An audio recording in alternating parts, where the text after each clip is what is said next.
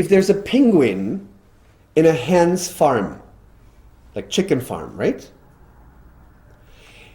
Many people are penguins. Many are hens. But if there's a penguin in a chicken farm and compares himself with the others, oh, I'm wrong, I'm too big. Somehow I don't like this grain and corn and all this kind of stuff. You know, something must be wrong with me because the others have like 1 egg a day, I have 1 a year, so I must be wrong. That's a typical Virgo dysfunctional result of an error analysis that starts with the error in the first thoughts and has a logical, algebraic kind of like procedure, but the result is just you are not good enough. You're bad, you're inferior, or even more so, you're guilty. You're absolutely wrong. But I get to the guilt part in a second. So this, like, you know, penguin tries to eat the corn, tries to press every morning to like pop out an egg. It does not work, right? It's just in the wrong environment, right? So if the penguin eats for many years corn, even though it needs herring and fish, what a surprise that the penguin will get sick, right? But it has nothing to do with him being the penguin. It has something to do with that he tried to be a hen. So my attitude, my deep belief is health is something that is guaranteed for most of the time in a human's life. But at one point, of course, we shall leave the body. Yep. Make sense? There's another thing, if I may quote the Course in Miracles again, which really helps the Virgo emphasize, especially the Virgo archetype, especially when listening to that you might recognize, oh, this is very much me, or you might have resistance to what I'm saying, and the second part of my description of Virgo will hit you hard. There's one statement, and it couldn't be truer than that says, my sinlessness is guaranteed by God. If this becomes your mantra, even though you are a modern woman and go like, oh, I don't think I have sin, no, I don't believe in religion, yeah, there is an intelligence, and I pray to the universe, and all this like esoteric crap, right? Just mental nonsense. But my sinlessness is guaranteed. When the Virgo goes through life with the attitude, I cannot do anything wrong, and if I make a mistake, it just shows me gallantly, hey baby, you're invited for self-improvement. And you do not judge yourself. You do not criticize yourself. You just go like, great. Like Edison, the inventor of the electric light, he was convinced, Sagittarius, and inspired, Pisces, that there is a way to have electric light. So I guess he went through over 400 experiments, which all failed, until he finally found how it works. And it's said that after each experiment, he was happy and joyous because he said, great, now we know this does not work, right? So if you walk with this like pure attitude that we're here to improve, but we are guaranteed to be sinless, that no mistake counts, right? Your Virgo attitude will completely change. It will completely change. It keeps you grounded and, as I said, you bring heaven onto earth. Right? But earth is not heaven. And earth will never be heaven. And earth does not want to be completely heaven. I always say if there would be some guy who invents the pill that would cure all disease, I would give him, if I have a good day, 48 hours to survive. If I have a bad day, 20. They would just kill him. You know, right? So, you know, because sometimes Virgo tries to rescue the world as a form of projection to avoid the own purification, so to speak. Yeah? Or it gets stuck in the self-analytical, self-critical, oh yeah, I'm not good enough, I have to do this and I need the pill here and da-da-da-da-da. That's all like, Virgolized, as I call it, right? And on a deeper level, as I said before, there is the deep sense, when I'm here on the planet, I feel a separation. Yeah? I feel when I look around, there's something missing. There's that essential lack and void. And we do all the things to somehow find it. Marry someone who we don't love, but for the security, get children, not to be alone when we're older. It's all fear-based, not love-based. That's what I said in the beginning, is the love-based thing. If you go with God, with your beloved one through life, you can do anything. You can go to the Hard Rock Club, have a couple of whiskeys, have a cigar, do a line of coke, do the head banging all night. Divine. It doesn't matter. Or as the Romans said, they don't exist anymore. If a dog pees against a golden lantern or lamp, it doesn't matter. So if you rediscover your gold by the way is Leo, in a humble way, then Virgo comes to a blossom that is just of service to yourself and to anyone else. But you will also experience that most people will start to criticize you for that attitude, because you would be a living example to show them what they're not doing, and that's a threat to them. Virgo makes a sextile to Scorpio. Every threat needs to be fought, right? So another level that actually does not exist, but it exists in the manifestation of most people because they gave their belief to that. Now I'm coming to the more dysfunctional thing of Virgo. Is an error belief of guilt.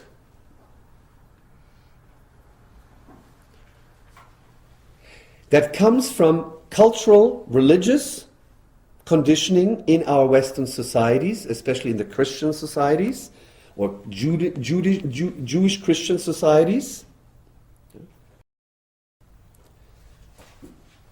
which was used as a dogma for many, many centuries to keep the people farthest away from God as possible, as work slaves.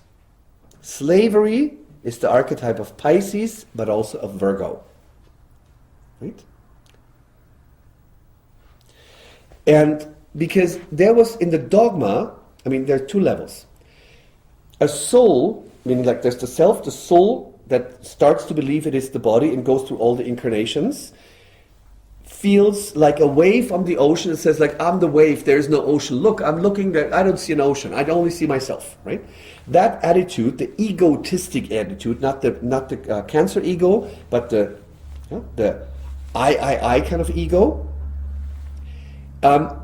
creates a sensation that I'm not connected to my source, that I'm not the ocean, but that I'm the wave, and I have to make sure that I stay a wave, right? So I have to go in movement and pushing it higher and higher and higher. Like the Indians call that, they're like 3 levels of consciousness. Yeah? Really interesting, And when it's furthest away from the divinity, it's shortly before it crushes. So, when I have a sense of being disconnected from my essential source, from myself, there is a sense of lack. And with that sense of lack, there comes mostly, let's put it this way, there comes the interpretation, if I feel separate of something that I somehow remember was once one and mine, and I was part of it, I can only have done something extremely wrong that I got kicked out of that state of oneness. And that is that tricky thought of the ego mind persuading you that you have done something wrong, i.e. you're not sinless but sinful. And the sense of lack is the proof for that.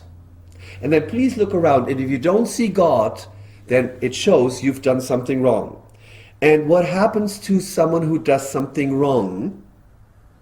They are to be expected to be punished in any form. And what does someone do who did something wrong and expects to get punished for something he cannot remember having done, but has the feeling, oh yeah, I feel so inferior and of void, I must be guilty. I must be guilty. Otherwise I wouldn't have those things. And when I'm guilty, there is punishment to be expected. For some even welcomed. Please punish me now, that it's like that we get that over with. Like talking to the extreme. So what now the ego does it persuades you to deviate further and further away from your own source, which kicked you out because you must have done something wrong, and you have to expect the punishment of God. All religions, all our three major religions of the monotheistic nature are based on that error belief.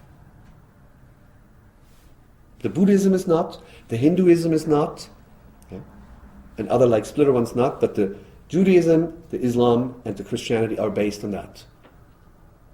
It is based on an error story that we, i.e. Adam, okay, have done something wrong because of you girls, the evil Eve, yeah, the rip of the oh-so penis guy Adam, which is so crap, right?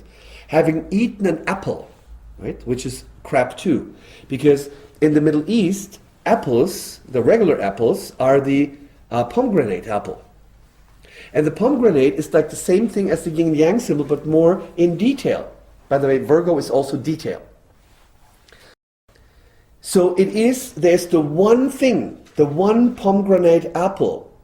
But when you open it, you see all the many details and you get lost in the details. You think there's a difference between this grain of the pomegranate and that grain of the pomegranate, and you stop seeing the whole as ones, the Piscean one. And the tree of life, which was placed in the middle of paradise, and the tree of good and evil, which could be seen as like Gemini, yes, no, but, are nothing else, symbolically speaking, or like metaphorically speaking, our physical body is the host of the paradise. In the center, there is the tree of life, which is our spinal cord. From the root chakra, over the medulla, into the, what is the gland called? Hypothalamus is there. In the center, like the pineal gland. The pineal gland. The pineal gland is just above or below the crown chakra. The crown chakra has like a lower crown chakra, which is here, the bindu. This is the one where to focus on when you meditate, and to focus here. And to focus on the back of your navel, the Ming Meng point in Chinese. So we basically, the body is the paradise. And at one stages of meditation, you will realize that there is no body, and that the universe is the body, and the body is the universe, and it's only a dream. It's an amazing, I mean, it sounds really crazy. So I guess whatever. So the tree of life is in the center of our body. It's our spinal cord, or in Indian philosophy, it is this tiny chimney, kind of like hollow tunnel through the spine that's called Shushuma, which we try to trigger Kundalini energy, which lives like a little bit up of the tailbone, like between the second chakra and the tailbone chakra, and that it sleeps like a white dormant snake, and usually gets by arousement a little bit awoken, but we shoot it out with sexuality. Nothing against sexuality, but we shoot it out anyway. And there are techniques how you can hold it within, especially like as a man, over the prostate gland, and then like pull the whole energy via the spine as a Kundalini trigger, like the snake, like it's really like a snake sensation. But you have to be careful if it gets into one of the two side nerval channels, which the Indians call Ida and Pingala, which is the fire and water channel. So we have again like the two opposites, right? If you get in there, then you are in the tree of good and evil, right? That's why, all the breathing techniques in the real yoga. I mean, I practice yoga, but I'm not doing the housewife yoga, like, against like cellulitis. The real yoga is breath, only breath. So all the pranayama techniques is basically to first stimulate the Ida and Pingala, to do exercises to stretch the spine, to make that chimney of Shushuma wider, for then more and more to be able to pull that energy up your spine, over the head, into your ajna chakra, into the third eye, into the medulla. And then you will experience something which you suddenly will understand why in Christian paintings you see saints with a halo. You become that halo, and that's exactly that golden ring that I described before. as the Krishna consciousness, and you become that star, and then it starts. Then it becomes interesting. But afterwards you have to broom the square. Yeah, the yard, sorry. I have no freaking idea how I got there in a moment. Oh, the tree of life. So based on that error thought of being separate, there is a sense of not being sound, right? And we are in the duality, our heartbeat, our breath. But when we get more into the center of like the tree of life, which is within us, right? That when the sense of sin or lack disappears. And as I said before, Virgo has a lot to do with the routine. So a Virgo routine should also be to always have like a date with God or with your beloved one. That can be yoga, that can be meditation. A good way is you do yoga exercises to prepare the meditation, to get the body ready from like the contraction into relaxation. And then to get like into states of meditation, to have nothing else but a flirt and a date with your beloved one. The only one you can rely on, by the way. He will not skip out on you, in no way. Always available. With a regular routine of exercising and purging, similar to like in the ancient time before we had like chemical colors, you would take the fabric of your body and you would take the fabric of your mind and the fabric of your emotion and dip it once a day, like in the ancient time when they took like linen. Linen is a kind of a yellowish, grayish thing. When you take the linen and you dip it into a saffron bath for maybe 10 minutes, maybe half an hour. And then you hang that wet linen into the world and let it dry. For the first time, you don't see any saffron. Even after the second time, not even after the 20th time. But by the regular, Virgo, regular routine of doing for the sake of doing, like brushing the teeth. You dip your worldly fabric once a day or twice a day into this saffron coloring. You will see that with time, Virgo, Earth sign, makes a trine to Capricorn, the archetype of time and space. You will see that everything inside will now be more and more absorbed by that saffron of your divine lover, of the beloved ones. And you start to become one with that, which simultaneously makes the earthy grayish linen of ego fade away. So the sixth house is also the invitation of a regular activity of service. And if you're really smart and if you're really homesick, there are many people that are not homesick. They go like, yeah, let's go to Disneyland. So if you do that, you will see that any kind of like mental or belief patterns, belief is Sagittarius, will start to be purified by you having, as Yogananda said, you know, a divine romance with your beloved ones. And that tops everything you could ask for. Right? And it sounds utterly crazy when you explain it to others. So you better shut up and just say, I know. So that's one reason. I want to get back to the guilt. Virgo is the archetype of guilt, but only in a dysfunctional way. So it's not the natural act. Yeah? It's like a unwanted visitor. It's like a virus that sneaked into the system that has nothing to do there. And yet it is very dominant in most people of a Virgo or sixth house emphasis of planets or nodal axis. One reason is what I just explained, the general kind of sense, if I feel separate from my source, from my beloved, yeah? Jesus would say from the Father, right?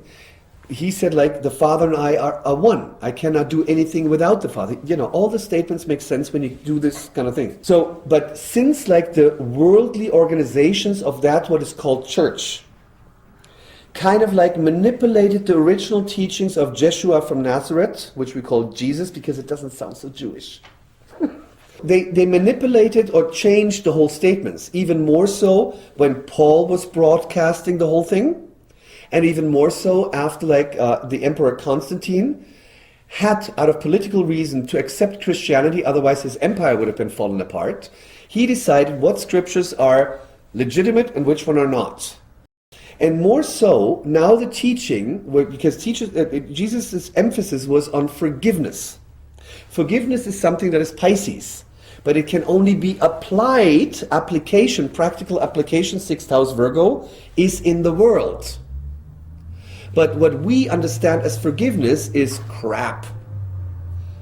Basically, I think I'm the good one. Everyone thinks he's the good one. Yeah? The bad ones are always the others, right? So I'm the good one, and there's like John, and he screwed something up. And now I could judge him, but because I'm so spiritual, love and light, I go like, you know what, John, I forgive you. And I do a little bit of Hollywood drama to that to just give it the right juice, right? That is not forgiveness. That is an ego trip par excellence. Forgiveness is something totally different, and it starts with yourself. It starts with a mental purification, Mercury being the ruler of Virgo, to correct all errors in your mind. And ultimately, every error is when you believe you're separate of your own source. Like there's one exercise that says, I forgive the world all errors in my mind.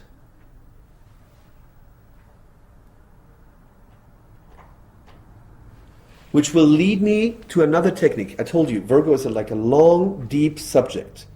And if you, after you've heard that, you compare it with like a cookbook astrology, what they write about Virgo. Oh, it's about work. Yeah, it's health issues. It's like, yes, it is. On the superficial level. Because of the Christian dogma, which I told you about the great ages, like when the spring equinox point that walks like, takes like 26,000 years through a sign, so therefore like 2,500, 2,600 plus minus years through one sign. When this Jeshua guy was on this planet, the spring equinox was right on the switch from Aries to Pisces. So he and some others were like preparing the change of paradigm from the Aries age, which started with Moses, when Moses, who was like basically born in the Pharaoh family, not born, but like raised in the Pharaoh family, figured out, okay, I'm gotta do my job. And he was leading the chosen people, on this walk. There's the one story which is really interesting, just about ages. It's like, he was the symbol for like starting a new paradigm, right? And he was up to go onto the mountain. Keep in mind, Aries age, Aries makes square to Capricorn. Capricorns are mountain. He gets onto the mountain of Capricorn to receive the law, Capricorn, for his people, which is Cancer. So while he walks up there, people being habits and deviating to the old, even though it is unpleasant, in order to feel safe, Cancer. They deviated away to the old paradigms of the Taurus age, because it was moving from Taurus age to Aries age. Taurus age has the symbol of a Taurus, of a bull, of a cow, right? And they took all the gold, Taurus makes square to Leo, and melted it to then make a golden calf, which is a Taurus symbol, and dance and worship around it, right? I mean, I get goosebumps about this story because the symbolism is just so freaking amazing. Moses being up, having like a chit-chat, like a briefing with the boss, getting the original law, coming down the hill, seeing his people falling back into the old paradigm, him being angry, Aries, throwing the laws on the floor, giving them like a kind of like a kick in the butt, walking back up to the hill and say like, you know what, they're not ready yet. Give me the easy version. Give me the worldly version, right? So from there we have this whole culture that started like with the chosen people, with the Hebrew people, like at around this age. And that is interesting because we live in a duality. Every age, which takes about 2,600 years, let's say, roughly around, has an opposite sign, like Aries has the opposite sign Libra, which after half time of the whole age, like around 1,300 years or so, 2,300 years, like half the time, yeah, that's right, the opposite sign starts to operate as a sub-age. So we would have Aries age, starting with Moses, and then half the time, like 1,000, let's say 500 years later, the opposite sign Libra starts within the Aries age to operate as a sub-age and bringing all the Libra archetypes in. Beauty, aesthetics, the Roman Empire, the Greek Empire, the Roman Empire started. But it's still in that Aries main age as a sub-age, right?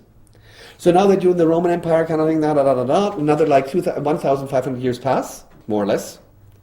And now the spring equinox point is moving out of Aries into the sign of Pisces. So a change of paradigm from a angry god, Aries, to the many gods, Libra, to the Jeshua's gods, the forgiving God, the loving God, the God that is for the poor, for the sick, that says, that the kingdom is for those who suffer, right? That don't believe into the Virgo world, but they do remember the Piscean world. The one who washed the feet. You can put the whole zodiac, head, baby, birth is Aries, Taurus, and then you go through the whole zodiac and the feet would be Pisces. So he washed the feet, right?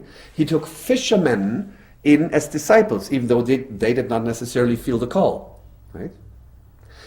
The symbol for the early Christians was the fish. So we have all the symbolism about that, right?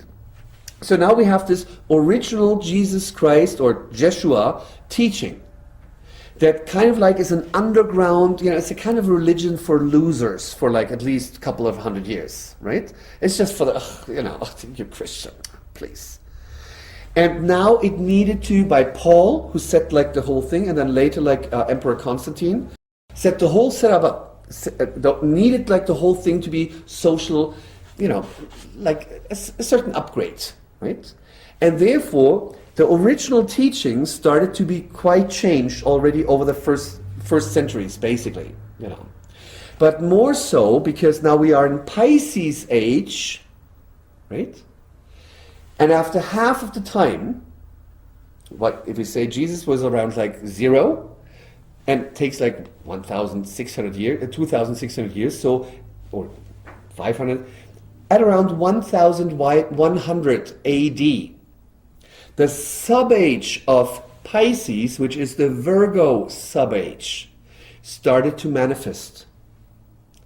Like at around 1,000 after AD, the Europe suddenly, the Christian Europe, ruled by the Pope and some codependent like kings and lords, decided to enter Jerusalem to purify the holy city from all these Jews and Muslims and all that crap, right? From their attitude, not my attitude.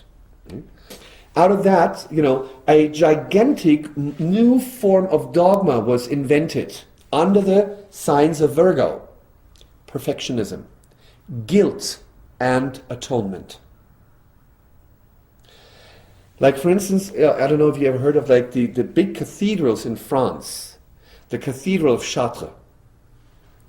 They were built in the spirit of a mathematical perfectionism, Virgo. Yeah? Like measure, number, Virgo, preciseness, that's all Virgo. To reflect in the world, Virgo, the perfection of God, Pisces. Like 7-star, 5-star, blah, blah, blah, no, right? But and they were all finished at around like 1,100 AD. So all in the same spirit. That was the beginning of the sub-age Virgo. And what happened, if you look at all the cathedrals in France that were built in that spirit at around that time, not only were they built on matriarchal worship places, like old ancient matriarchal worshipping places, they just put the patriarchal New York on it. Right? But if you look at the location of them, if you just make like little dots at the France map, it will be precisely the fixed star constellation of Virgo. I think this is just so freaking mind-blowing, So we have now the Virgo age.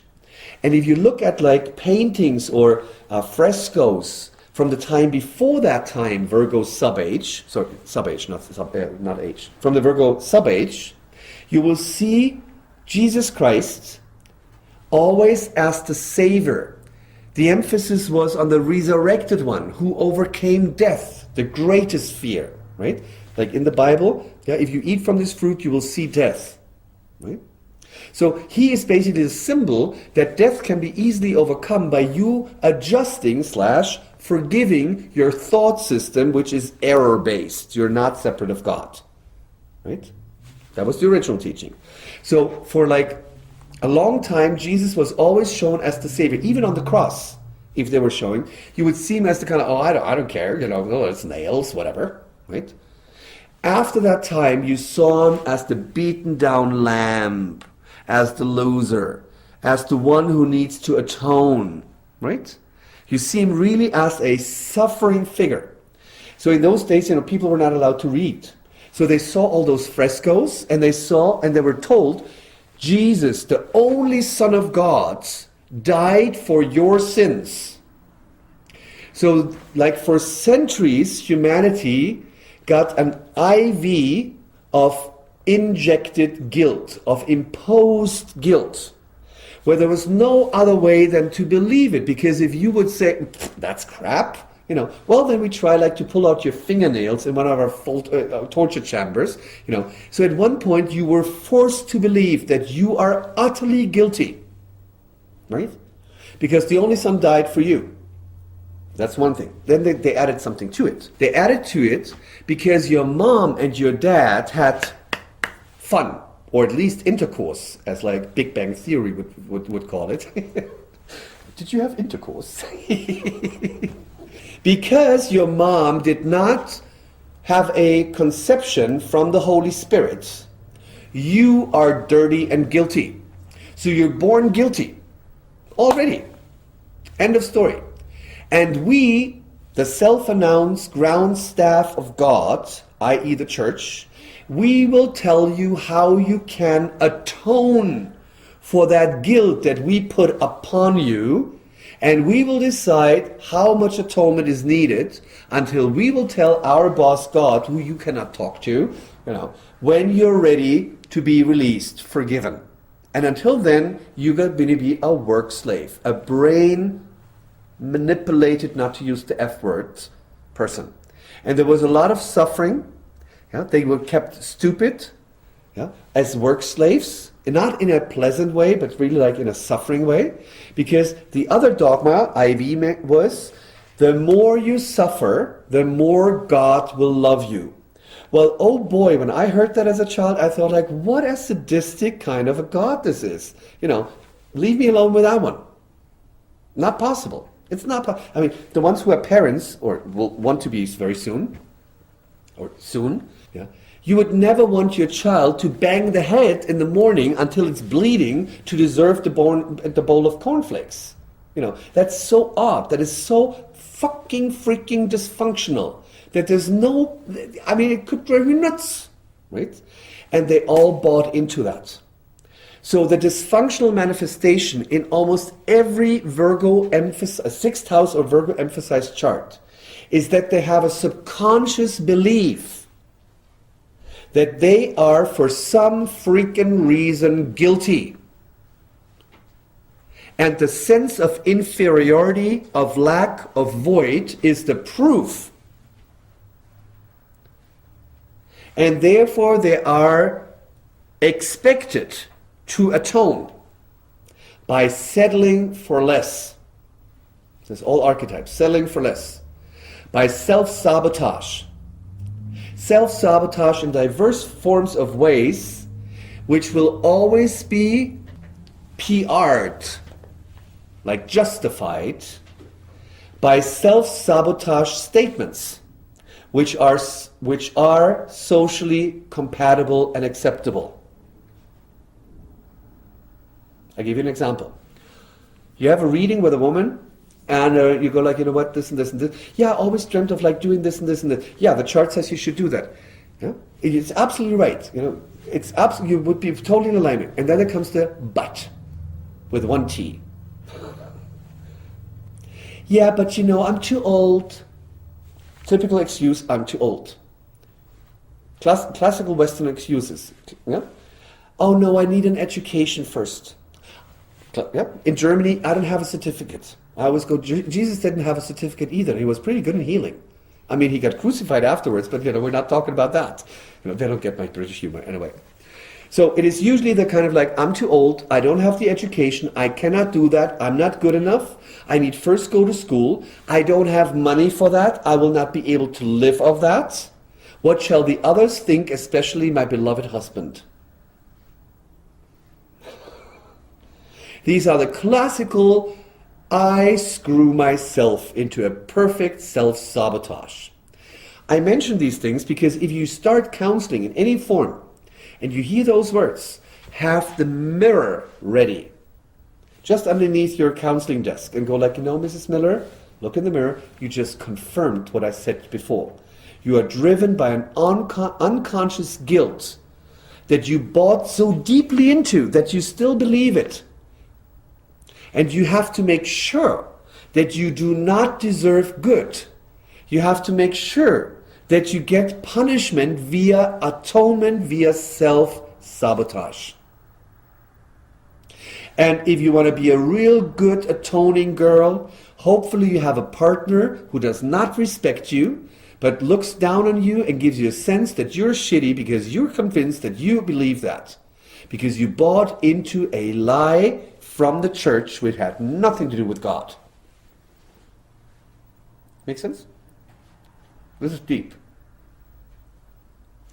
So most Virgo emphasized or sixth house emphasized charts will have a direct link to previous incarnations and to family dynamic beliefs and or cultural beliefs. That they are inferior. And that perfect God, I mean, most people, you know, at least like in Europe, if you talk about God, they're, no, I don't believe in God. But they still have the belief in there. But then they project it on the state or on whatever, on the health insurance. They have this subconscious belief, something with me is wrong, inferior, dirty, and guilty, or sinful. But I don't know what it is. I don't know what it is, but they have the sense. And because I have the sense, it must be true. Sometimes in readings I ask like, well, Mrs. Miller, did you kill one of your children? No. Did you kill anyone else? No. Did you steal? No. Did you do this and this? No, no, no. So like, well, so why do you feel guilty? If there would be something like the judgment day, as the Christians envision it to be, and it's your turn, you know, and the court would say, you know, Mrs. Miller, go to hell. You're such a loser. You're so guilty. Get out of my sight. You would go, like, oh yeah, that's what I always thought. Where's the entrance to hell? And your lawyer would say, like, hold on, Your Honor. What's the accusation? Right? And there's none. Buying into the belief of being guilty wrong because you might be a penguin in the hen's farm is not a sign of guilt. It is a sign that you are just in the wrong environment. Got it? If you let this subject sink in, and if you watch this world as it is right now, as it has been 10 years, 20, 30, 40 years, 100 years ago, this is the clue. We live in a total sadomasochistic society labeled as free individuals. With free will. You know, we went by free choice into the belief system of enslavery by a deep subconscious guilt that we either atone for, or some other characters, they feel guilty too, but they go into the dynamic of being the punisher. Because if I elevate myself, if I put myself above someone, I might not feel as guilty anymore. If I can blame someone else by projection for the things that I think are wrong, and I accuse them and give them the punishment that the masochistic, because we talk about sadomasochistic archetypes, not about the sexual playful ways. You know, that's quite holy. in comparison to that crap that our society is going through. Make sense? Yeah. Because in a very healthy, respectful SM sexual play, there's one thing, respect. Another thing, trust. And a third thing, love. And they play with intensity to go to certain edges, right? But not to harm. But let's say a cowboy marriage with, oh, that bitch. Yeah? Where he's like in the morning already like giving her a hard time by verbal abuse. In the evening by physical abuse. In the meantime by sexual abuse. Well, which one is worse? Right? But we judge that one, and the other thing we think it's normal. Right? And the sad thing, if we go into the pathology of that dysfunctional form of masochism, again, as I dictated before, there's a sense of I'm not good enough, inferior, guilty, dirty, sinful, but I don't know why. And it goes hand in hand with the therefore I deserve punishment. It's a deep belief. It's like on your computer hard drive. I deserve punishment. So basically, if someone with a Virgo emphasize has a couple of good days, he or she expects that now the Damocles sword is chopping off the head. And when then the car does not start, see, I knew it. I knew it, that's because yesterday I went out dancing, had a good time. No, has nothing to do. You just have a screwed car. You know, and you had a good time a couple of nights ago. Nothing to do with each other, but it's in here. It's in here. Make sense? And there's a third belief. I do not deserve good. Eventually, after suffering, I do. Right? So those people with that beliefs, they do constantly and consciously sabotage, avoid, another archetype of Virgo, avoid. It's all dysfunctional. You know, that's why I made so much time to show you what Virgo naturally is. It is the beauty of God. And look what came out of it. Right? They sabotage and avoid to live their potential, Leo, 5th house, with apparently logical reasons. Apparently logical reasons, which are nothing else than self-sabotage. Yeah? Oh, my husband, oh no, I'm already like 50, I cannot start like a new profession. Yes, you can. You know, it will revitalize you. Right? And out of the belief, I don't deserve good, they choose the wrong job, the wrong partner, yeah? The wrong food, the wrong whatever. And they are then fighting the food. But it was not the food. You can put any food into your body, you know. I mean, your stomach, just as a little reminder, is full of acidity, right? I mean, you can basically like eat screws, you know. It's like, I don't understand the whole thing. What do you want to be? The healthiest on the graveyard? Right?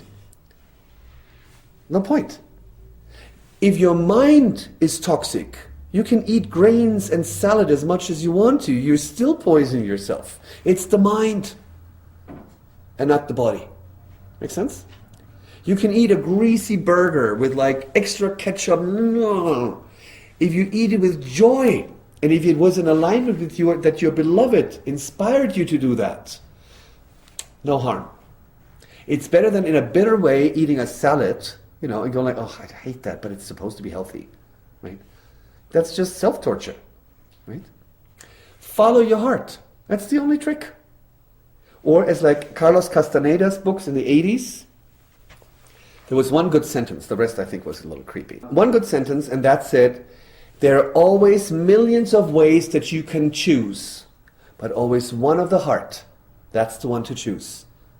And by a good, healthy relationship to your inner second house, Taurus, inner Venus, if you cultivate that, you will just follow that little compass in the middle of your chest, and you will not fail, even if there's a mistake, because you take the mistake as an invitation to improve. And you check upon your mind, and when you checked upon your mind, and you have no self-accusation, no self, the Virgo wants to improve. As we, like when we were setting up the filming, we tried to improve. But we didn't come from guilt. We tried from a joyful, we both like filming, from a joyful, playful, that was potential, right? That's the masochistic pattern. So I cannot do that because of filming. Often when I work with clients, there are, especially like in some female cases, but there's also like some male cases, but I've seen it more in female, in Hawaiian cases. Yeah? Even like if we say in a man, that he would then choose more of a dominatrix as a wife, meaning like a cold brick wall from New York, right? Where he would go, honey, are you okay? Shall I get you a new pillow if you're not happy?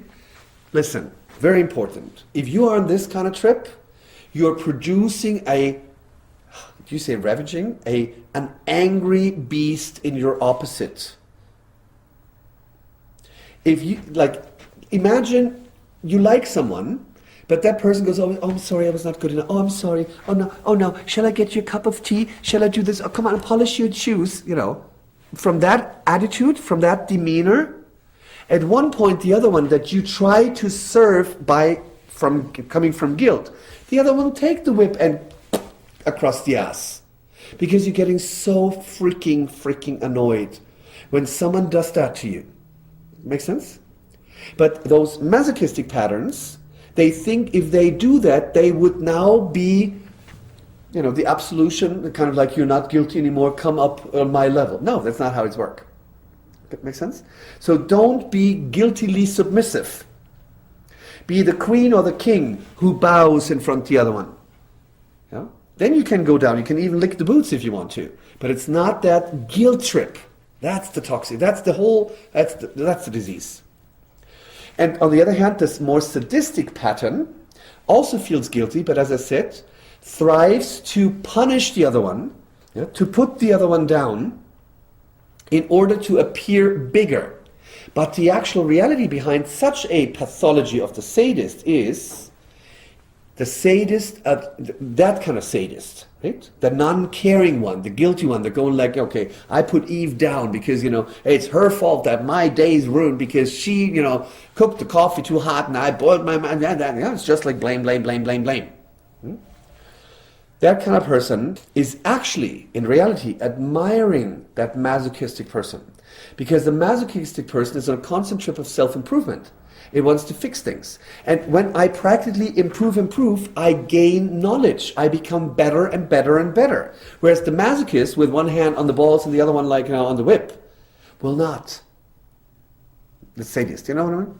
So the more this dynamic goes, the better the masochist becomes, the more inferior the sadist feels, the more he needs to put himself above and put the other one down for not to realize that he has so much lack or sense of inferiority. Make sense?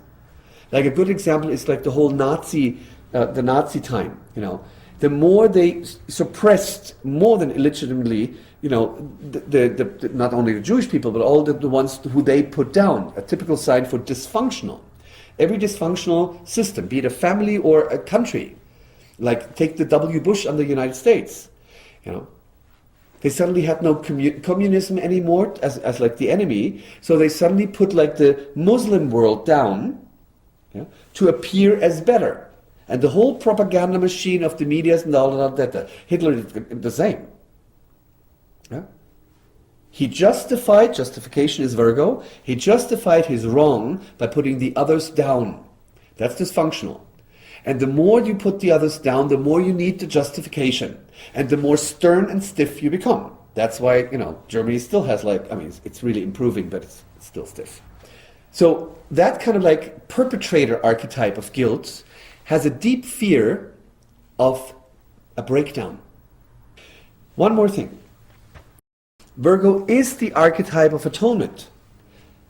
But not in that way of that imposed guilt to then like be on your knees and scrub the floor and expect the punishment from God via your husband when he kicks your ass. That's not what I'm talking about. Yeah, that's self-punishment. Yeah, that's calling for like being put down. Real atonement, another word for atonement, to get like the Christian dogma out of this word is undoing. Nothing else. Undoing. We can undo things. If we did something wrong, if I'm invited with you and I hit your Ming vase and it like scatters, I feel naturally sorry, but I'm not guilty. I was not sinful, I made a mistake. And naturally I would like to fix it. I would like to have it undone, right? So one way would be to buy you another Ming vase. And if you go like, oh, thank you for like destroying it, I would still feel bad. You know, maybe you don't like Ming vases and it's just standing around, was waiting for me. But I would still feel not in balance. So now you would have to give me an opportunity to undo it. Maybe invite you for dinner, anything, make sense? Or wash your car. That's nothing else. So it's the undoing in the outer, but even more so because Virgo is ruled by Mercury, it's the undoing in the mind. The real atonement happens when we realized we lived our life partially on error thoughts. And the most error thought is to buy into fear. Because fear is the opposite of love, but love does not know an opposite. So fear is not existent. Very simple. And if you keep your relationship with your beloved one, you know, in whatever form. If it's a Buddha statue, fine. If you're blessed to have your real master, fine. You know. And if it is whoever, it is not about who is it. It is about what does it with you. As in Course in Miracles, it said, God does not need your gratitude, but you need to practice gratitude because it humbles the heart. You know what I mean? So that's like the atonement is the great undoing. You know, and by that there's purity. And then we come to that what we naturally are, completely innocent. And that was Virgo. Free your mind. Remember times without time. Free